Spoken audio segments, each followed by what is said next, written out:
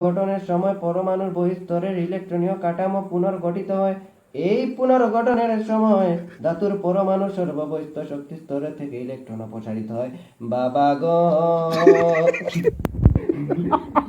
গ্যাসীয় অবস্থায় কোনো মৌলের এক মোল বিচ্ছিন্ন পরমাণুর প্রতিটি সর্ববহিঃস্থ স্তর থেকে এক মোল ইলেকট্রন অসীম দূরত্বে অপসারণ করে। বাবা গো পরমাণুকে ধনাত্মক আয়নে পরিণত করতে যে পরিমাণ শক্তি প্রয়োজন হয় তাকে গঠনের সময় পরমাণুর বহিঃস্তরের ইলেকট্রনীয় কাঠামো পুনর্গঠিত হয়। এই পুনর্গঠনের সময় ধাতুর পরমাণু সর্ববহিঃস্থ শক্তি স্তরের থেকে ইলেকট্রন অপসারিত হয়। বাবা গো গ্যাসীয় অবস্থায় কোনো মৌলের এক মোল বিচ্ছিন্ন পরমাণুর প্রতিটি সর্ববহিঃস্থ স্তর থেকে এক মোল ইলেকট্রন অসীম দূরত্বে অপসারণ করে।